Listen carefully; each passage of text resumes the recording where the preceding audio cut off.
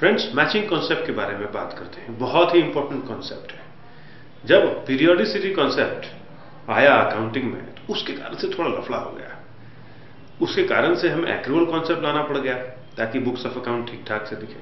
उसके कारण से एक और कॉन्सेप्ट लाना पड़ गया, मैचिंग कॉन्सेप्ट। तो अगर मैचिंग कॉन्सेप्ट हम फॉलो नहीं करेंगे अकाउंटिंग में तो बुक्स ऑफ अकाउंट जो है वो ठीक तरीके से आपको नहीं दिखेगा, ठीक तरीके से नहीं बनेगा। ठीक है, तो वही ये मैचिंग कॉन्सेप्ट है क्या, तो जरा देखते हैं। मैं एक एग्जाम्पल के साथ बात करते हैं तो ज्यादा समझ में आएगा। और मैं आपसे राय लेना चाहूंगा कि क्या किया जाए, तब समझेंगे कि मैचिंग कॉन्सेप्ट कैसे हेल्प करता है सिचुएशन में। चलिए मैं आपको एग्जाम्पल सबसे पहले मैं आपके साथ शेयर करता हूं। ऐसा है कि मिस्टर गुप्ता जी जो है उनका अकाउंट्स फिर से जरा एक बार देख लेते हैं। तो इस बार क्या है कि दो अकाउंटिंग पीरियड के बारे में बात करते हैं। ये अकाउंटिंग पीरियड शुरू होता है 1 जनवरी से मान लेते हैं और जाता है 31 दिसंबर तक। ओके, और ये दूसरा वाला अकाउंटिंग पीरियड है, सेकेंड अकाउंटिंग पीरियड। ओके, अब कहीं पे यहां पे किसी डेट पे जो गुप्ता जी हैं उन्होंने क्या किया ये देखिए। उन्होंने 10,000 पीसेस ऑफ टी शर्ट्स लिए, परचेज किए अपने सप्लायर से eight the rate of 100 rupees. Okay, अब उन्होंने क्या किया, यहां से लेकर के ये सेल करना शुरू किया। सेल करते गए, सेल करते गए, सेल करते गए, सेल करते गए, सेल करते गए, सेल करते गए, और यहां तक जब आ गया डेट 31 दिसंबर तो 8,000 pieces of T shirts sale हुए एट द रेट ऑफ ₹150। ठीक है, राइट। तो जब 10,000 पीसेस उन्होंने टी शर्ट्स खरीदे थे एट द रेट ऑफ ₹100 तो ₹10 लाख का इन्वेस्टमेंट उनको करना था। यहां पे जब इन्होंने सेल किया 8,000 पीसेस तो इनका बनता है ₹12 लाख। एक जीरो बच गया। ठीक है, अब ऐसा हुआ कि ये अब जब हमने पहले देखा एक्चुअल कॉन्सेप्ट में कि सारा पैसा जो है जब आप खरीद रहे हो तब देना जरूरी नहीं है, और सारा पैसा जब आप सेल कर रहे हो तब कलेक्ट करना जरूरी नहीं है। तो जो पेमेंट रिसीव किया इन्होंने, payment received from customers as of 31 December, यहां जो पेमेंट इन्होंने रिसीव किया, ये पेमेंट इन्होंने जो है 10 लाख रुपए रिसीव किया कस्टमर से, और सेल कितना किया था 12 लाख का, तो 2 लाख रुपए अभी बाकी है। ठीक है, और payment made to supplier, payment made to supplier, ठीक है, उनको पे कितना करना था 10 लाख रुपीस, लेकिन इन्होंने जो है 10 लाख रुपीस नहीं किया है। इतना टाइम हो गया है, इन्होंने सिर्फ ₹8 लाख ही पे किया है। ओके, तो ये सिचुएशन समझ लेते हैं। सो गुप्ता जी ने क्या किया, 10,000 पीसेस ऑफ टी शर्ट्स खरीदे 100 रुपीज पर पीस के रेट पे, और उसको सेल करना शुरू किया उन्होंने 150 रुपीज पर पीस पे। पूरा साल खत्म हो गया, फाइनेंशियल ईयर खत्म हो गया, 31 दिसंबर आ गया, 8,000 पीसेस ही सेल हुए, और टोटल जो है उनका सेल बनता है 12 लाख रुपीज। अब कुछ कस्टमर जो है वो बाद में पे करेंगे, तो इसके कारण से उनको सिर्फ 10 लाख रुपीज जो है अभी तक आया है बैंक में, 2 लाख रुपया बाकी है। जो बाकी है उसको बोलते हैं ट्रेड रिसीवेबल।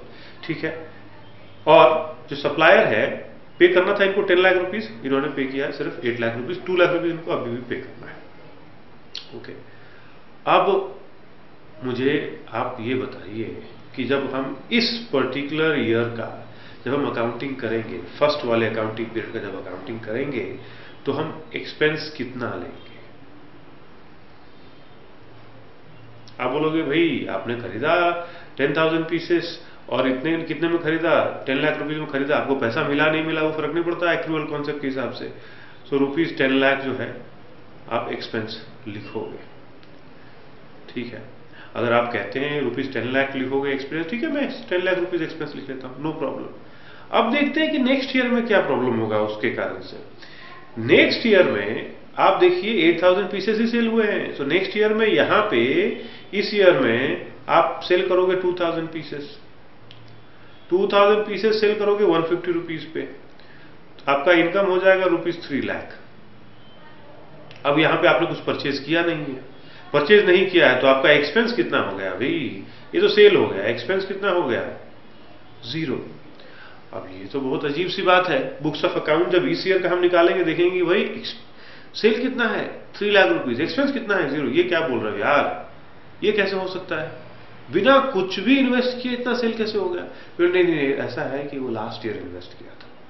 अरे यार लास्ट ईयर इन्वेस्ट किया तो लास्ट ईयर का फाइनेंशियल स्टेटमेंट जाकर देखूं क्या कि कितना वहां से इस ईयर में कितना माल इस ईयर में आकर के हमें उसको देखना, कितना माल लास्ट ईयर जो खरीदा था वो इस ईयर में आ गया और इस ईयर में आकर के सेल हुआ।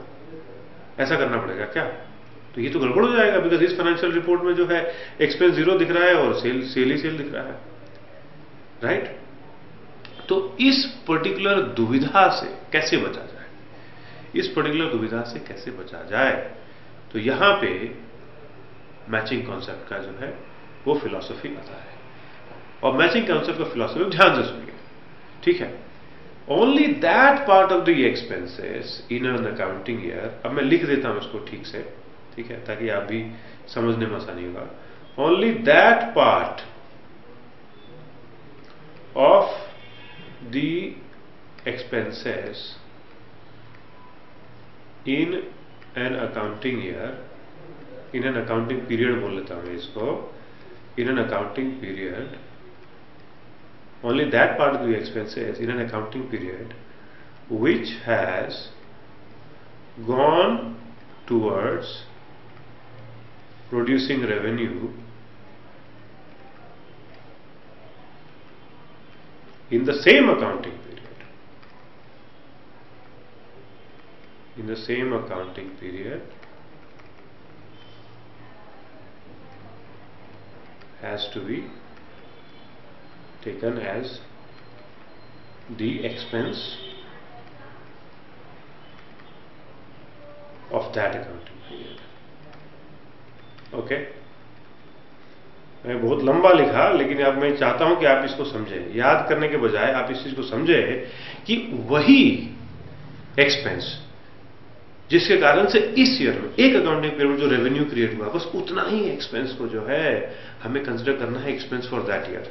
और अगर कुछ एक्स्ट्रा एक्सपेंस कर दिया है इस ईयर में, लेकिन उसके कारण से नेक्स्ट ईयर में रेवेन्यू जनरेट हो रहा है, इसका मतलब यह है कि वो एक्सपेंस नेक्स्ट ईयर चला जाएगा, इस ईयर में उसको एक्सपेंस काउंट नहीं करेंगे। इसको कहते हैं कि expense has to be matched with revenue. Okay, that is why it is called matching concept. So expense has to be matched with revenue. अब मैचिंग का मतलब इक्वल नहीं है यहां पे। अब मैंने इसके पहले जो लिखा है उसको आप ध्यान से पढ़िए तो आपको समझ में आ जाएगा कि मैचिंग का मतलब क्या है। मैचिंग का मतलब सिंपल है कि जो भी खर्च आपने किया, जिस खर्च के कारण से जो रेवेन्यू है, इस साल जो रेवेन्यू आया है, बस उतना ही खर्च को जो है इस साल का खर्च दिखाएंगे। बाकी जो खर्च किया है, बाकी जो एक्सपेंस किया है, वो अगर नेक्स्ट अकाउंटिंग पीरियड में रेवेन्यू लेके आता है तो उसको नेक्स्ट अकाउंटिंग पीरियड का एक्सपेंस दिखाएंगे। बस इतना ही है। अब इस कॉन्सेप्ट के हिसाब से जरा यहां देखें तो एक्सपेंस कितना लेना पड़ेगा इस अकाउंटिंग पीरियड के लिए, सोचिए। अब एक्सपेंस कितना लेना पड़ेगा, वो तो है कि 8000 पीसेस ही सेल हुए ना, तो 10,000 पीसेस थे, उसमें से 2000 पीसेस सेल नहीं हुए, वो 2000 तो नेक्स्ट ईयर में होंगे। तो 2000 का एक्सपेंस कितना था 2 लाख रुपीस, वो चला जाएगा नेक्स्ट ईयर में। तो 8000 पीसेस का एक्सपेंस कितना था इस year 8 lakh rupees. So expense जो है वो 10 लाख नहीं होकर के इस ईयर का जो एक्सपेंस है वो जाएगा रुपीस 8 लाख ओनली। ओके, तो एक्सपेंस यहां पे 8 लाख लिखेंगे। रेवेन्यू क्या लिखेंगे, इसका रेवेन्यू है लिखेंगे 12 लाख रुपीस। सेल कितना हुआ था, इनकम कितना हुआ था 8000 पीस सेल हुआ 150 रुपीस पे, तो ये हुआ 12 लाख रुपीस। तो आप बताएंगे प्रॉफिट कितना हुआ, प्रॉफिट हुआ income minus expense rupees 4 lakh rupees. अगर आपने टोटल एक्सपेंस ले लिया होता 10 लाख तो जो है आपका प्रॉफिट आ जाता रुपीस 2 लाख, जो कि गलत होता। ठीक है, तो ये बस मैचिंग कॉन्सेप्ट हमेशा काम आएगा आपको, और हमेशा इस मैचिंग कॉन्सेप्ट को फॉलो करना है, जहां पे वही एक्सपेंस, जैसे एक्सपेंस आप कर सकते हैं नेक्स्ट, ऐसा एक्सपेंस कर सकते हैं जो कि नेक्स्ट ईयर उसके बाद भी जो है वो रेवेन्यू लाएगा, लेकिन जितना एक्सपेंस इस ईयर के रेवेन्यू में पार्टिसिपेट कर रहा है, जितना एक्सपेंस इस ईयर के रेवेन्यू जनरेशन में पार्टिसिपेट कर रहा है, इस ईयर में उतना ही एक्सपेंस जो है रखेंगे। बाकी जो है आगे ले जाएंगे और उसको बैलेंस शीट में दिखाने का एक तरीका है, मैं आपको बताऊंगा, डिस्कस करूंगा, बैलेंस शीट में दिखाएंगे और नेक्स्ट ईयर जो है उस चीज को जो है एक्सपेंस में दिखाएंगे। ठीक है, चलिए ये तो समझ में आ गया मैचिंग कॉन्सेप्ट क्या है। अब जो है मैचिंग कॉन्सेप्ट को लेते हुए हम लोग पहली बार बैलेंस शीट बनाने की कोशिश करते हैं मिस्टर गुप्ता का एज ऑफ 31 दिसंबर। ठीक है, थोड़ा बैलेंस शीट बनाते हैं, देखते हैं एक अच्छा कॉन्सेप्ट, एक इंपॉर्टेंट कॉन्सेप्ट जो है वो धीरे धीरे सीखेंगे तो अच्छा रहेगा। ओके, तो चलिए देखते हैं कहाँ गया, ये रहा। ये हम मैचिंग कॉन्सेप्ट में आपके साथ इसमें बैलेंस शीट बनाता हूं, सिंपल सा बनाता हूं, कोई डरने की बात नहीं है। Balance sheet as on 31 December mister Guptas. ठीक है, पहले ओवरऑल कैलकुलेशन कर लेते हैं भाई। तो सेल जो वैल्यू था उस ईयर में कितना था, हमें पता है ₹12 लाख था। ओके, और उसके बाद एक्सपेंस कितना था भाई, हमें अब मालूम है मैचिंग कॉन्सेप्ट के कारण से कि ₹8 लाख था। करेक्ट। ट्रेड पेएबल कितना था, बिकॉज देखिए ये इंपॉर्टेंट आ गया, ये कहां से आया, ये आया एक्रूअल कॉन्सेप्ट से। ट्रेड पेएबल कितना था, ट्रेड पेएबल मतलब ट्रेड को पे करना है। पे कितना करना था ट्रेड को, ₹2 लाख, याद है आपको। और ट्रेड रिसीवेबल कितना मिलेगा कस्टमर से, वो भी था ₹2 लाख। कोई कैश है क्या गुप्ता जी के पास, क्या लगता है आपको, कुछ कैश बचा है क्या? ध्यान से देखिए, 10 लाख रुपीज जो है वो गुप्ता जी को मिला कस्टमर से, और गुप्ता जी ने दिया है कितना, 8 लाख रुपीज ही दिया सप्लाई को, तो वो 2 लाख गया कहाँ, 2 लाख कैश में बचा हुआ है। ठीक है, तो यहां पे आप कह सकते हो कि कैश जो है भाई वो ₹2 लाख है। ओके, तो ये सिचुएशन है मिस्टर गुप्ता का एज ऑफ 31 दिसंबर। ठीक है, अब देखते हैं एक बार पहले यहां पे असेट बना लेते हैं, पहले असेट के बारे में बात कर लेते हैं। तो असेट में क्या आता है भाई, देखें जरा। तो असेट में एक तो ये आता है कि सबसे पहले इन्वेंट्री आता है, बिकॉज इन्वेंट्री तो बचा हुआ है ना उनके पास, टी शर्ट तो बचे हुए हैं ना, कितने वर्थ, कितने पीसेस बचे हुए हैं, 2000 पीसेस, और 2000 पीसेस का हर का कितना है दाम, कितना लगाएंगे उसका, कितना वैल्यू है, तो खरीदा था कितने में, 100 रुपीज में। सो टोटल 2 लाख रुपीज जो है आप बोलेंगे कि इन्वेंट्री है, वो असेट है हमारे पास, उसको जब मैं बेचूंगा तो बाद में मुझे इसका इनकम होगा। तो ये हो गया असेट में, एक आ गया इन्वेंट्री। दूसरा क्या आ गया असेट में, ट्रेड रिसीवेबल असेट है, ये पैसा आने वाला है भाई, अभी आया नहीं है, आने वाला है, कितना, ये भी 2 लाख रुपीज। और क्या असेट हो सकता है यहाँ, कैश, कैश असेट होगा ना, ये भी 2 लाख रुपीज। तो इतने असेट हो गए, इसको आप टोटल कर दीजिए तो आ गया 6 लाख रुपीज, इसका आपका हो गया असेट। ओके, अब लायबिलिटीज के बारे में जाते हैं। ठीक है, तो लायबिलिटीज में क्या लायबिलिटी भाई, पहला लायबिलिटी ये है कि मुझे पे करना है ना। तो पहला लायबिलिटी है कि ट्रेड पेएबल है, अभी जो है वेंडर जो है मेरा, उसको मैंने 2 लाख रुपया पे नहीं किया है, तो वो पे करना है। और क्या लायबिलिटी, अब ये जो है आपको समझने की जरूरत है, ये जो मैं पूछ रहा हूं और क्या लायबिलिटी है इस कंपनी के ऊपर। आपको एंटिटी कॉन्सेप्ट याद है, एंटिटी कॉन्सेप्ट में ये जो कंपनी है और जो ओनर है, ये दोनों अलग अलग एंटिटी हैं, और ये जो ओनर है, जो भी प्रॉफिट हो रहा है इस पे ओनर का अधिकार है। मतलब ये जो कंपनी है, प्रॉफिट जितना हुआ उसको ओनर को वापस देना है, तो वो लायबिलिटी है इस कंपनी के लिए। प्रॉफिट हुआ वो लायबिलिटी है, that profit has to go back to the owner. तो यहां पे आप लायबिलिटी बोलेंगे प्रॉफिट, इसको कैपिटल में भी इंक्लूड कर सकते हैं, बट इसका जो राइट है, राइट किसको है, ओनर को। तो ये वापस करना है किसको, ओनर को वापस करना है। तो प्रॉफिट कैपिटल कितना हो गया भाई, प्रॉफिट कितना है, सेल कितना है 12 लाख रुपीज, एक्सपेंसेस उस साल कितना है 8 लाख रुपीज, तो प्रॉफिट कितना हो गया 4 लाख रुपीज, प्रॉफिट हो गया 4 लाख रुपीज। टोटल कितना हो गया देखिए ₹6 लाख। ठीक है, अब देखा आपने, इस तरीके से हमने असेट और इस तरीके से हमने लायबिलिटीज बनाया मिस्टर गुप्ता का एज ऑन 31 दिसंबर। तो मैचिंग कॉन्सेप्ट का यहाँ पे, एक्रूअल कॉन्सेप्ट का यहाँ पे, दोनों का हमने इस्तेमाल किया in order to make the balance sheet. अब मैचिंग कॉन्सेप्ट के हिसाब से बस इतना ही ध्यान रखना है हमें कि देखिए एक साल में मैं बहुत खर्चा कर सकता हूं, ज्यादा खर्च कर सकता हूं, ओके, लेकिन जो एक्सपेंस है उसे मुझे मैच करना पड़ेगा उस ईयर के रेवेन्यू से। जो एक्सपेंस उस ईयर के रेवेन्यू में गया है, उस अकाउंटिंग पीरियड के रेवेन्यू में गया है, उतना ही एक्सपेंस में उस ईयर लूंगा। बाकी जो बच गया है, जो भी इन्वेस्टमेंट हुआ है, वो चला जाएगा इन्वेंट्री में, वो चला जाएगा असेट में, और अगले साल अब वो जो है एक्सपेंस के थ्रू जो है दिखना शुरू हो जाएगा। बिकॉज अगले साल अगर वो रेवेन्यू प्रोड्यूस करता है तो अगले साल उसको एक्सपेंस में लेना है, इस साल नहीं लेना है। बस मैचिंग कॉन्सेप्ट इतना ही है, इससे ज्यादा कुछ नहीं है।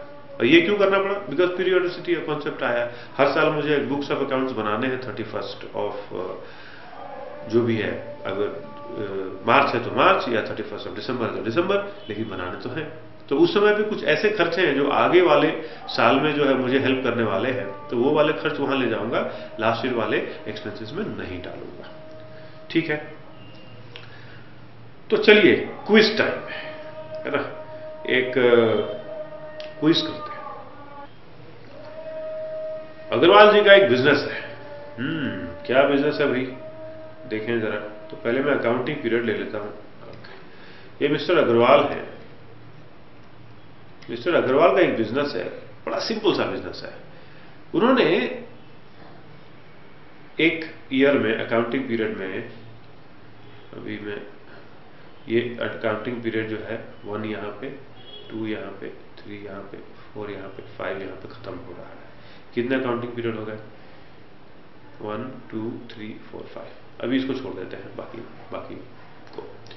उन्होंने क्या किया कि इस अकाउंटिंग पीरियड में, फर्स्ट वाले अकाउंटिंग पीरियड में, कहीं पे लेटर से यहां पे इन्होंने एक जनरेटर खरीदा। जनरेटर का दाम था ₹10 लाख। ₹10 लाख का इन्होंने इन्वेस्ट कर दिया और जनरेटर खरीदा इस पर्टिकुलर ईयर में। अब मैं थोड़ा सा इसको और अकाउंटिंग वाइज थोड़ा सा जो है इसको और इजी थोड़ा करना चाहता हूं। एकदम 1 जनवरी पे ही खरीद लिया भाई। ये जनवरी टू दिसंबर वाला अकाउंटिंग पीरियड है और 1 जनवरी को उन्होंने ₹10 लाख का इन्वेस्ट कर दिया और एक बैकअप जनरेटर खरीद लिया। और ये जो बैकअप जनरेटर है, तो ये जो एक्सपेंस तो इस ईयर में आ गया। अब करेगा क्या ये बैकअप जनरेटर? अग्रवाल जी ने ये जो बैकअप जनरेटर वो रेंट पे दे दिया है, ओके। और रेंट कितना आएगा? रेंट आएगा इनको ₹3 लाख पर ईयर। रेंट आएगा इनको ₹3 लाख पर ईयर। और ये एक्सपेक्टेशन है कि जो लाइफ है जनरेटर का 5 इयर्स है। 5 इयर्स, ठीक है। 1 2 3 4 5 साल तक ये जनरेटर चलेगा। 5 साल तक ये जनरेटर इनको 3 लाख जनरेट करके देता रहेगा। यहां पे 3 लाख आ जाएगा, यहां पे 3 लाख आ जाएगा, यहां पे 3 लाख, यहां पे 3 लाख, यहां पे 3 लाख आ जाएगा, ओके। ठीक है, अब क्या है, क्या प्रॉब्लम है इसमें कि अब मुझे ये बताइए कि जो अकाउंटिंग पीरियड 1 है, ओके, मैं ईयर 1 लिख रहा हूं, ईयर 2 लिख रहा हूं, ईयर 3 लिख रहा हूं, ईयर 4, ईयर 5, ओके। यहां पे लिख रहा हूं मैं इनकम, यहां पे लिख रहा हूं मैं एक्सपेंस, और यहां पे लिख रहा हूं मैं प्रॉफिट, ओके। आप समझ गए? अभी मुझे ये बताइए कि ईयर 1 का इनका इनकम क्या है, एक्सपेंस क्या है, प्रॉफिट क्या है। मैचिंग कॉन्सेप्ट को यूज करते हुए आप मुझे ये बताएं कि ईयर 1 का इनकम क्या है, एक्सपेंस क्या है, प्रॉफिट क्या है, ओके। इनकम क्या है? इनकम तो क्लियर है सर, 3 लाख रुपीज है। इनकम क्या है? इनकम तो 3 लाख रुपीज मिल रहा है। ईयर 2 का, ईयर 2 में भी इतना ही मिल रहा है। तो इनकम में कोई प्रॉब्लम आता नहीं है मैचिंग कॉन्सेप्ट में। मैचिंग कॉन्सेप्ट में प्रॉब्लम आता है एक्सपेंसेस का। तो एक्सपेंसेस ही बताइए कि क्या एक्सपेंस लिखा जाए ईयर 1 में, क्या एक्सपेंस होना चाहिए आपके हिसाब से। 10 लाख डाल दूं यहां पे? 10 लाख डालूंगा तो क्या हो जाएगा? 10 लाख डाल देते हैं, ऐसा हो जाएगा। प्रॉफिट -7, ऐसा हो जाएगा। लेकिन उससे भी ज्यादा जो बढ़िया चीज हो जाएगा वो ये हो जाएगा कि यहाँ पे ईयर 2 में जो है एक्सपेंस जो है वो 0 हो जाएगा। मैं 3 लाख लिख रहा हूं, ईयर 2 में यहाँ पे कोई एक्सपेंस कर नहीं रहे, वो कुछ खर्चा उनका है नहीं, तो प्रॉफिट क्या हो गया? 3 लाख। ये तो अजीब सी बात हो गई भाई, पुराने वाले जो एग्जाम्पल था वही वाला बात हो गया कि कुछ कोई इन्वेस्टमेंट कुछ भी नहीं है और फटाफट जो है कम दिखे जा रहा है, ये तो गलत हो जाएगा ना। तो मैचिंग कॉन्सेप्ट को यूज करते हुए यहां पे क्या गड़बड़ी हो गई, आप बताइए, क्या एक्सपेंस होना चाहिए? तो यहां पे मैच करना है। तो ये जो इन्वेस्टमेंट है कितने साल तक रेवेन्यू जनरेट कर रहा है? 5 साल तक रेवेन्यू जनरेट कर रहा है। तो जो एक्सपेंस है उस ईयर में वो बांट दिया जाएगा 5 साल में। यहां का जो एक्सपेंस है, इस ईयर का जो एक्सपेंस है, उसको 5 साल में हमें इक्वली बांटना पड़ेगा, बिकॉज 5 साल वो इक्वली रेवेन्यू जनरेट कर रहा है। जब 5 साल में इक्वली आप बांटेंगे सर, तो कितना एक्सपेंस होएगा? 10 लाख डिवाइडेड बाय 5, वो कितना हो जाएगा? 2 लाख। तो आप उसका एक्सपेंस आप ऐसे लिखोगे, ऐसा एक्सपेंस लिखेगा, ठीक है।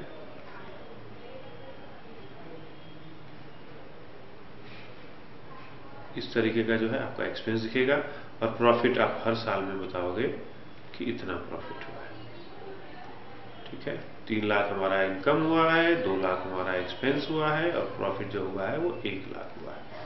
तो इस तरीके से जो है आप मैचिंग कॉन्सेप्ट के कारण से बुक्स ऑफ अकाउंट ऐसे दिखाओगे, और ये सही तरीका होगा दिखाने का। तो इसमें हम लोग एक्सपेंस को फिर से, एक्सपेंस को जो है वो मैच करते हैं उस अकाउंटिंग पीरियड से। किसी भी अकाउंटिंग पीरियड में जो एक्सपेंस रेवेन्यू क्रिएट करने की तरफ गया है, बस उतना ही एक्सपेंस लेना है। बाकी एक्सपेंस को जो है हम बैलेंस शीट में डालते हैं, ताकि वो आगे जाकर के अगले साल के एक्सपेंस में अगर वो रेवेन्यू जनरेट कर रहा है तो वहां पे दिखे, ठीक है। तो ये था मैचिंग कॉन्सेप्ट। आई होप ये कॉन्सेप्ट आपको पसंद आया। और मैचिंग कॉन्सेप्ट और एक्रूअल कॉन्सेप्ट बहुत जरूरी है समझना, अच्छे तरीके से समझना जरूरी है, बिकॉज ये हमेशा आपको यूज करना पड़ेगा। जब तक आप फाइनेंस और अकाउंटिंग की दुनिया में हैं, एक्रूअल और मैचिंग जो है एकदम बेसिक जो है वो कॉन्सेप्ट है जो कि आपको यूज करना पड़ेगा। आता क्यों है? क्योंकि पीरियोडिसिटी हमने कॉन्सेप्ट लेके आया, इसी कारण से किया जाता है।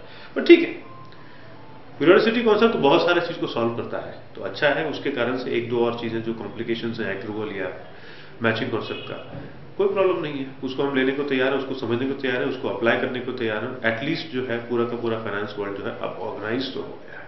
ओके, ठीक है। अब चलते हैं यहां से और आगे वाले अकाउंटिंग कॉन्सेप्ट्स के बारे में बात करते हैं। ओके।